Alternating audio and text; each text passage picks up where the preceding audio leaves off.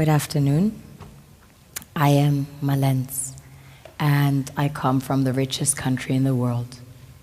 It is located in the richest continent in the world, in the west of the richest continent. My country is called Sierra Leone. On the surface, we are blessed with infinite beauty and abundance of flora and fauna, producing the most exquisite harvest of coffee, cocoa, fruits, vegetables, and caoutchouc. You name it, we've got it. We also have diverse wildlife and vast marine resources, and waterfalls and rivers that run into the most beautiful beaches. The land is golden, literally, a true paradise.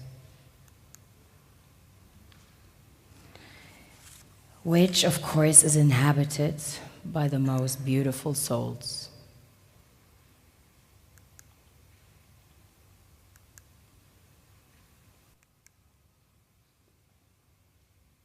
We have a very strong cultural heritage. In fact, Sierra Leone had the first sub-Saharan university.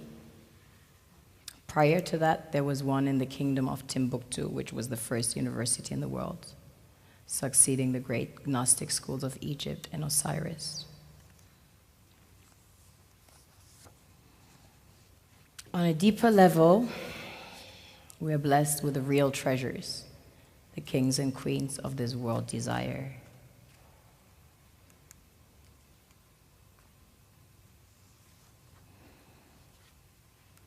This was the largest alluvial diamond ever found.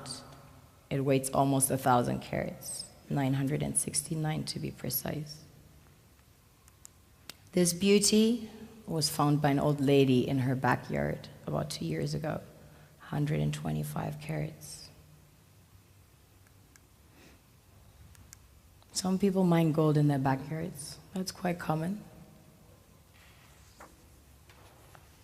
Besides gold and diamonds, we have about 20 precious minerals that have been discovered as of today. We recently started extracting huge petroleum reserves that have been discovered. We have platinum, ilmenite to make titanium, rutile to coat jets, iron ore, the largest iron ore deposits in Africa, the third largest in the world. Tantalite, also known as coltan, used in your mobile phones and computers. Bauxite for aluminum production. Zinc, chrome ore, copper, coal, phosphates, potassium, salt, lead, granite, asbestos, nickel, zircon. Furthermore, we have exquisite timber like mahogany, antique. And we have the most beautiful stamps in the world. Of course, the West needs Africa's resources most desperately to power airplanes, cell phones, computers, and engines. And the gold and diamonds, of course, a status symbol to determine their powers by their core and to give value to their currencies. One thing that keeps me puzzled, despite having studied finance and economics at the world's best universities, the following question remains unanswered. Why is it that 5,000 units of our currency is worth 1 unit of your currency, where we are the ones with the actual gold reserves? It's quite evident that the aid is in fact not coming from the West to Africa, but from Africa to the Western world. The Western world depends on Africa in every possible way, since alternative resources are scarce out here. So how does the West ensure that the free aid keeps coming? By systematically destabilizing the wealthiest African nations and their systems, and all that backed by huge PR campaigns, leaving the entire world under the impression that Africa is poor and dying and merely surviving on the mercy of the West. Well done, Oxfam, UNICEF, Red Cross, Life Aid, and all the other organizations that continuously run multi-million-dollar advertisement campaigns depicting charity porn to sustain that image of Africa globally. Ad campaigns paid for by innocent people under the impression to help with their donations. While one hand gives under the flashing lights of cameras, the other takes in the shadows. We all know the dollar is worthless, while the euro is merely charged with German intellect and technology, and maybe some Italian pasta. How can one expect donations from nations that have so little? It's super sweet of you to come with your colored paper in exchange for our gold and diamonds. But instead, you should come empty-handed, filled with integrity and honor. We want to share with you our wealth and invite you to share with us. The perception is that a healthy and striving Africa would not disperse its resources as freely and cheaply, which is logical. Of course, it would instead sell its resources at world market prices, which in turn would destabilize and weaken Western economies, established on the post-colonial free meal system. Last year, the IMF reports that 6 out of 10 of the world's fastest growing economies are in Africa, measured by their GDP growth. The French Treasury, for example, is receiving about $500 billion year in, year out, in foreign exchange reserves from African countries based on colonial debt they forced them to pay. Former French President Jacques Chirac stated in an interview recently that we have to be honest and acknowledge that a big part of the money in our banks comes precisely from the exploitation of the African continent. In 2008, he stated that without Africa, France will slide down in the rank of a third world power. This is what happens in the human world, the world we have created. Have you ever wondered how things work in nature? One would assume that in evolution the fittest survives. However, in nature, any species that is overhunting, overexploiting the resources they depend on as nourishment, natural selection would sooner or later take the predator out, because it offsets the balance. Now that I shared my perspective with you, I would like to share my initiatives with you. As a Sierra Leonean, I'm a diamond expert. I find them in the rough. What nature created from the darkest substance, under the influence of heat and pressure, transforms into the strongest, most brilliant rocks. These rocks have the consistency to stem an entire nation. These will be our future leaders. Please meet the Florential Creative Collective I formed with 21 street kids that were orphaned and displaced as a result of the Sierra Leonean Civil War and ended up living in the street as early as age 3, growing up as outlaws of society. I name Timothy, but my gangster name na Ephim. My name is Patrick Christian Kago. My name is Alusanjalo. My name is Samosi. They call me DMX. None shall escape the visions that I see. No soul to save. Best believe. I lost my mother and father during the Civil War in Sierra Leone. I was brought up by my grandmother in the village. at the age of 5 years of age. Yeah. So this time Mama had treat me, even put poison for me, and I chop for it. The visions that In Jesus' name I pray, amen. This is not my story, not my life.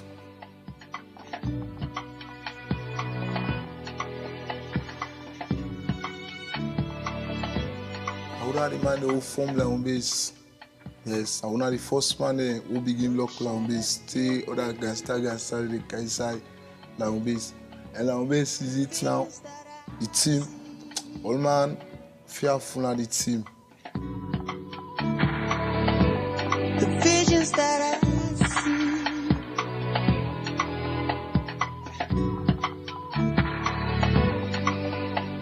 You get the hard way, you get the soft way. The soft way na for good thief. The hard way na for good tooth. Not of course, it tooth for people or it will dirty for people. If you not strong na the streets, you go die before time, or either you come out bad before time. Yes.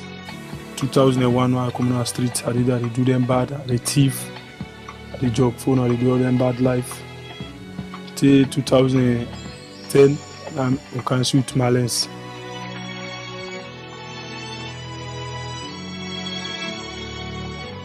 From the street, he take me to school, he go put me in school.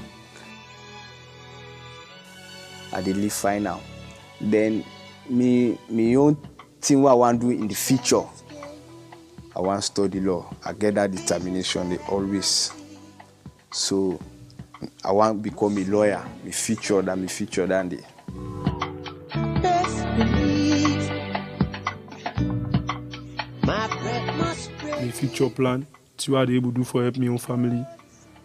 Because I don't decide say I want to go to school, I want to be international businessman.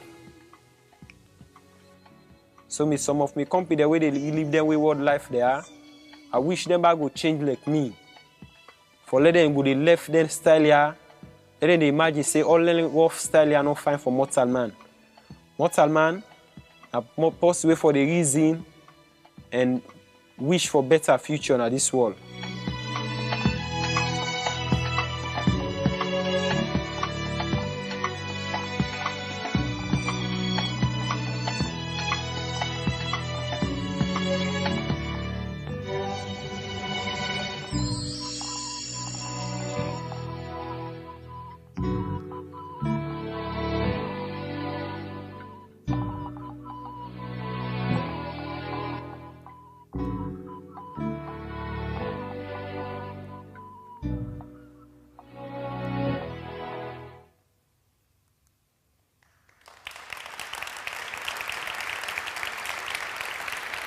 These guys are my biggest inspiration. Destiny brought us together.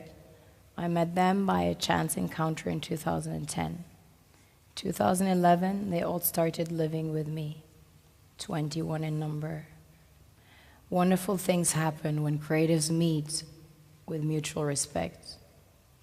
How did we go about it? Creativity. That same creativity that ensured their survival under the most adverse circumstances in the streets is channeled into outlets such as art, music, film, and fashion. They made the impossible possible, from Lion Base in Sierra Leone to luxury fashion stores in Paris, New York, and Berlin. This is what we created single-handedly, without a single cent in donations, without running water, without electricity. Most of them not being able to read and write at the time when I met them. And now, some of them studying law, engineering, being filmmakers, and so on. This is made with pure energy, inspiration, and love in Freetown. With creativity and passion as the sole ingredient, we participate in a global market of international competition and find our way into the world's most exclusive department stores, onto the bodies of the world's fashion icons, and into the most distinguished art collections and exhibitions in Berlin, Paris, New York, Miami. A proven concept that produced self-sufficient individuals financing their own education into lawyers, engineers, filmmakers, and artists within only 3 years. A concept based on mutual respect and sharing, a blueprint that can be replicated anywhere, under any circumstances. I only had the vision and the insight to recognize diamonds in the rough, and was determined to prove to the world that the absence of donation produces quality in a self-sufficient manner. I believe charity merely creates inferiority and dependency. I want to serve as a bridge between two worlds I call home, to facilitate a fair exchange between two contrasting worlds that become powerful once balance is reinstalled. It's not about charity, it's about charity. Today I invite you to change your perspective, own your visions of a brighter world. Never see lack, see abundance, always, everywhere, and watch the universe conspire. Don't focus on problems, but on the solution. Remember, our perception of any given situation is the only thing that determines the outcome. I am Malens. I am German, too. Change your channel. Vielen Dank für Ihre Aufmerksamkeit. Thank you for listening.